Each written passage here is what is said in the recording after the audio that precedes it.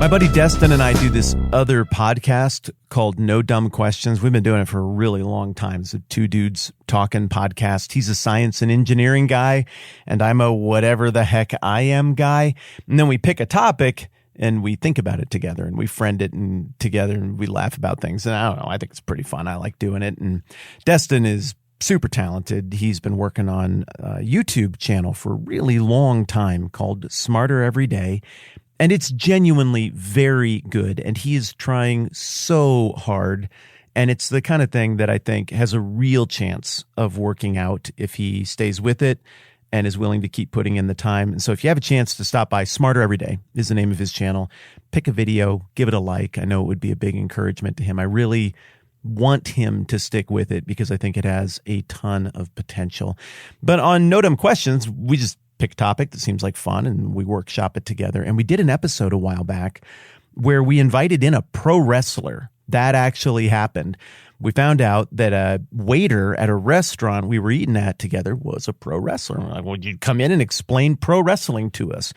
And it was so enlightening and so much fun. But one of the things that he talked about was the two types of characters that you have in pro wrestling. You're good guys and bad guys. It turns out that they have a name, and the name is the heel and the baby face. And the heel, of course, it's the heel. It's the bad guy.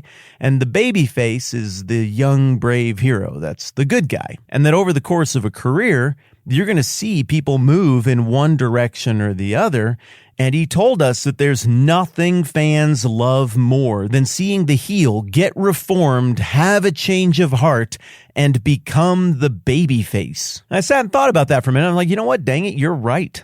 I love it when the bad guy becomes the good guy. I love it when they develop a conscience and something changes and all of that energy and fervor and tenacity and talent that was directed at destruction gets flipped around and pointed towards something good. It's like one of my very favorite motifs or types in all of storytelling. Well, likewise, that is exactly what we are going to get in Acts chapter 9, and not just an example of the heel turning babyface. We're talking about maybe the example in all of history, in all of storytelling, in all of religion, everything. This is maybe the most dramatic, well-known, transformational story of maybe anybody ever in global history. And it involves that shady character who was lurking in the shadows of the space saloon, taking a long drag on his evil cigarette. Is there another kind of cigarette anyway? Lightly illuminating his face and then stepping out all cold, calculated, and talented to do evil. It's that Saul guy who wasn't content to just hold the coats while everybody threw rocks at a Christian and killed him back in chapter 7 of the book of Acts. No, he wanted to get in the action himself, so he launched his own inquisition, his own persecution to go and find the Christians around Jerusalem and round them up and harm them physically and put them in prison. And then all of the Christians, you'll recall, except for the core disciples, they scatter to the countryside of Judea and Samaria. And for most of chapter 8, we follow that action, that dispersion, if you will, and step away from Saul. But we don't forget about him. I mean, that guy made a mark. Look how he's dressed. Look what he does. He's a new villain, a new level of threat, a new big bad, a new final boss. He's maybe the most dangerous character we've seen yet. And he's not content to just see one guy killed or harmed to stop the Jesus thing. He's willing to go as far as he has to go to do it. He's the most dangerous type of bad guy. Ideologically committed, cold, calculating, brilliant, undistracted by relational encumbrances, and singularly targeted on carrying out his objectives. Look out for that guy. Well, in Acts chapter 9, he is back on screen. And for the first-time reader of the Bible who has no idea what's coming, but who is becoming very invested in the Jesus thing and the followers of Jesus and the message, and they're rooting for the good guys, seeing Saul come back on screen would send chills down their spine, especially when we find out what he's up to next. Acts 9:1. Meanwhile, Saul was still breathing out murderous threats against the Lord's disciples. Oh, hey, it's Bobby Duke. Hey, buddy, how's it going? Matt Whitman. That's totally me.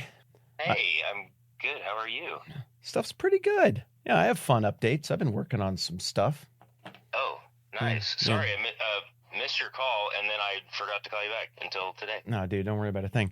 I got a microphone running. I'm talking about Acts chapter 9 right now. So Oh, I'm going to go knock that out. I'll call you right back. All right, sounds good. All right, see you, pal. All right, bye. Bye.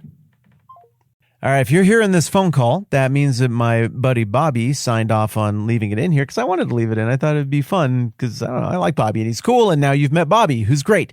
He does YouTube stuff also. He's an artist and a comedian. Is that too strong a word? I don't know. He just makes really funny videos with great art that are not like any other videos you've ever seen before. And he's a great dude and a great friend. And that's Bobby. Anyways, the villain, the heel, Saul, he's not happy to have purged Jerusalem. He wants to take the show on the road. So it says he went to the high priest and asked him for letters to the synagogues in Damascus. That's in Syria.